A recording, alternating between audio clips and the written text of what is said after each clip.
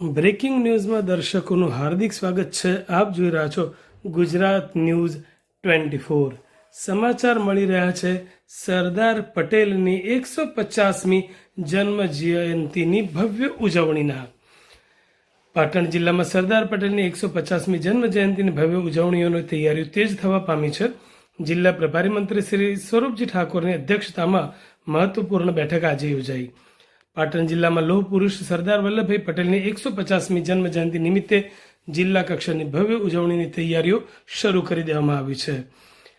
આ આયોજનની સમીક્ષા અને જરૂરી વ્યવસ્થાઓ અંગે ચર્ચા કરવા જિલ્લા પ્રભારી મંત્રી શ્રી સ્વરૂપજી ઠાકોરની અધ્યક્ષતામાં નવા કોન્ફરન્સ હોલ કલેક્ટર કચેરી પાટણ ખાતે મહત્વપૂર્ણ બેઠક યોજાઈ હતી, જેમાં પદયાત્રા માટે વિગતવાર આયોજન અને સુવિધા બાબતે સૂચનો કરી માર્ગદર્શન આપવામાં આવ્યું હતું. તારીખ 17 થી 20 નવેમ્બર દરમિયાન ચાણસ્મા, રાધનપુર, પાટણ અને સિદ્ધપુર વિધાનસભા વિસ્તારમાં પદયાત્રા યોજાશે.